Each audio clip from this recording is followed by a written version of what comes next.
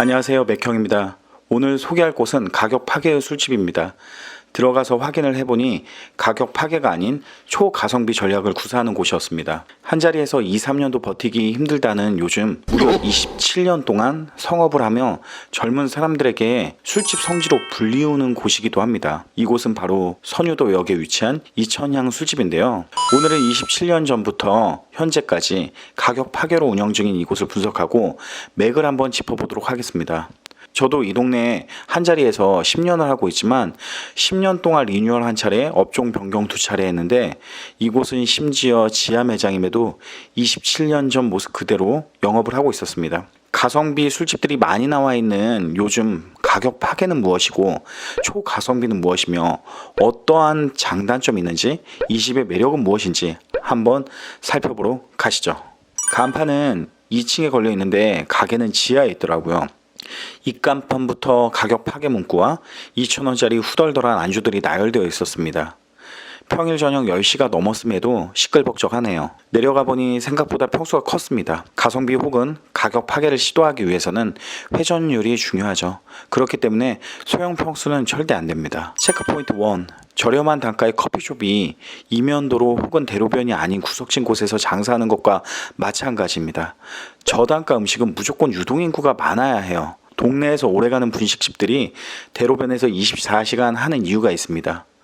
가성비로 접근하려면 많이 판매해서 수익을 내야 합니다. 그렇기 때문에 통행량이 많거나 목 좋은 자리에 위치해야 하는데 대부분 가성비 음식을 판매하는 곳일수록 창업 자금이 부족한 사람들이 접근하는 경우가 많아요. 이때 자금이 부족하여 위치도 빠지는 곳을 선택하는 경우를 보면 정말 안타깝기 그지없습니다. 그래서 유튜브 맥형TV를 통해 꼭 공부하셔야 합니다. 제발요. 네? 가격 파괴를 27년 동안 하기는 쉽지 않았을 것입니다. 물가도 오르고 인건비도 올랐기 때문에 단일 매장만 운영해서 구매력도 좋지 않은데 어떻게 운영이 될까 유심히 살펴보았습니다. 소주 가격을 1,000원씩 인상해서 소주와 맥주는 5,000원씩 받고 있었습니다. 자세히 보니 술을 판매해서 이익을 남기겠다는 전략이었습니다.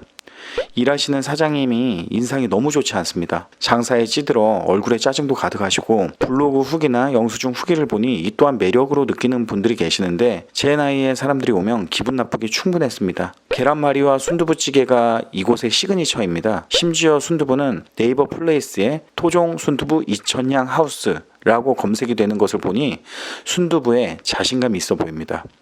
실제 2,000원짜리 순두부는 주방의 사장님이 홀과 주방을 왔다 갔다 하며 대충 만드는 것처럼 보였지만 진심 맛있었습니다. 2,000원짜리 계란말이 또한 나오면 다들 입이 떡 벌어질 만큼 놀라움을 금치 못합니다. 심지어 계란말이는 적자 보며 주는구나 싶을 정도였어요. 스팸은 3,500원인데 한 캔에서 반절 정도 나오는 것으로 보였어요. 직접 주문을 종이에 적어서 사장님께 드리는 방식인데 사장님이 적어놓은 주문서도 한 장 가지고 가면서 툭 던져버리는 것도 참 서비스를 이런 곳에서는 절대 기대하면 안 되는구나를 느꼈습니다. 또한 매장 내 규칙이 너무 많습니다. 1,000원짜리 안주도 있었는데 테이블당 한 개밖에 주문이 안 된답니다. 2,000원짜리 계란말이는 소주 8병을 마셔야 한 개를 주문할 수 있다고 합니다. 술을 안 마시거나 혹은 사람이 적게 오면 메뉴를 많이 주문할 수 없고 대놓고 혼내시면서 메뉴를 빼라고 하십니다. 외부 음식 가져와도 된다는 문구를 보니 안주 판매에서는 답이 없다는 것을 알 수 있었습니다. 저희는 3개의 메뉴를 주문 후 추가로 메뉴 3개를 주문하다가 대놓고 욕을 먹었습니다. 욕을 아주 기분 나쁘게 하십니다. 정말 심한 욕을 말이죠. 욕쟁이 할머니하고는 다릅니다. 그냥 27년 동안 가격 파괴로 울분이 넘치시는 듯한 욕이었습니다. 그런데 이 또한 사장님의 컨셉으로 보는 사람들이 많기 때문에 아직까지 성지가 되는 것 같았습니다. 추가적으로 3개는 주문이 안 되었고 여기서 가장 비싼 9,000원짜리 안주 제육볶음이 나왔는데 진짜 27년 음식 내공이 느껴질 정도로 맛있었습니다. 사실 관리 안 돼서 냄새나면 어쩌지라고 주문을 망설였는데 사장님 음식 참 잘하시네 라는 생각이 들기 충분했죠. 매장 곳곳의 종이에는 길 잃은 고양이에 도움을 주고자 하는 문구가 적혀 있었고 후원금까지 거두셔서 좋은 일에 도움 주시고 후원금 내역까지 투명하게 적어 놓으시고 사장님께서 욕도 찰지게 하시고 비록 매장은 브랜드며 브랜딩이며 이런 거 1도 못 느끼고 정말 사장님 마이웨이로 쓰고 붙이면서 운영하셨지만 마음만큼은 정말 따뜻한 분일 거라는 생각이 들었습니다. 그래도 저에게 재방문할 거냐고 묻는다면 저는 20대 초반이었으면 갔을 텐데 안 갈 것 같아요. 마음이 편하지는 않았거든요. 그래도 젊은 친구들한테는 정말 싸고 맛있는 이곳이 한적한 동네 지하에 있음에도 찾아가고 싶은 곳이 될 것 같다는 생각이 들었습니다. 정말 주려거든 다 먹고 줘라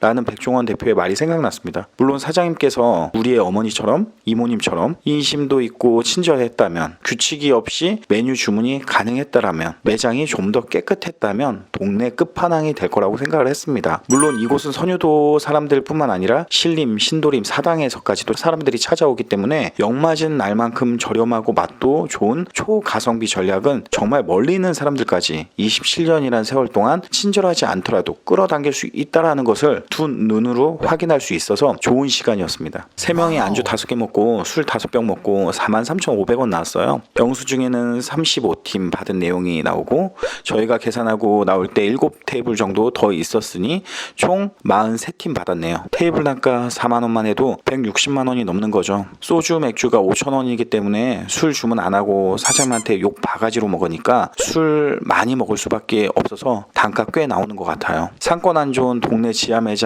약 45평 정도 되는 공간에 임대료는 150에서 250만 원 정도 되어 보이고 사장님과 그리고 아주머니 2명 총 3명이 일하고 계셨답니다. 우리 사장님 힘은 드셨지만 돈은 좀 버신 것 같아요. 27년 동안 고생 참 많으시네요. 가격 파괴 혹은 가성비나 초가성비 전략을 하려면 꼭 알아야 할 것들이 있습니다. 이곳처럼 메뉴를 직접 조리하면 주방 인력이 늘어나고 피로도가 높아서 이런 곳은 누가 와서 일을 안 하려고 할 거예요. 힘드니까요. 월급을 정말 많이 주지 않는 이상 말이죠. 조리 과정을 편리하게 할 수 있도록 원팩 시스템과 같은 오퍼레이팅이 되어야 합니다. 재료 구매력을 키워 원재료비를 낮추는 방안을 찾아야 합니다. 백종원 대표가 아주 잘하는 부분이죠. 프랜차이즈 회사들도 대량 구매로 가격을 낮춥니다. 다시 말해 파생 메뉴를 통해 재료의 신선함을 함께 관리해줘야 다양한 메뉴를 판매할 수 있습니다. 전략 메뉴를 통해 1,000원짜리, 2,000원짜리 메뉴가 저렴하고 맛도 좋기 때문에 멀리서 찾아오도록 해야 합니다. 순두부와 계란말이라는 주력 메뉴를 통해 허접하지 않고 괜찮다는 평가를 줘야 재방문이 가능합니다. 체크포인트 2.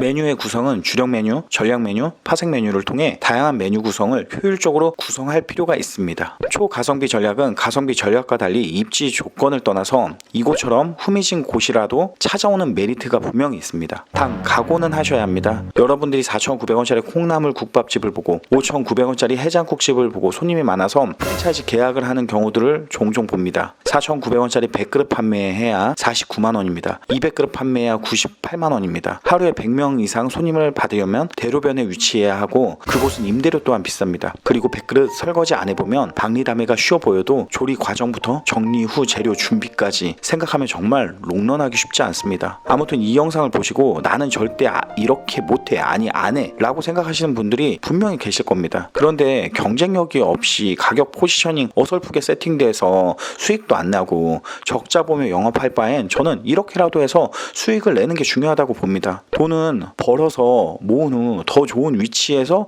좀 더 편하게 초가성비 전략이 아니어도 가치를 올리는 고급화 전략으로 시장에서 생존할 수 있는 방법을 찾을 수 있으니까요. 이 영상은 업변을 고민하거나 가게에 손님이 전혀 들어오지 않는 곳에서 어렵게 장사하시는 분들께 생존을 위한 하나의 좋은 참고 대안이 되었으면 좋겠습니다. 지금까지 창업의 맥을 짚어주는 맥형이었습니다. 안녕.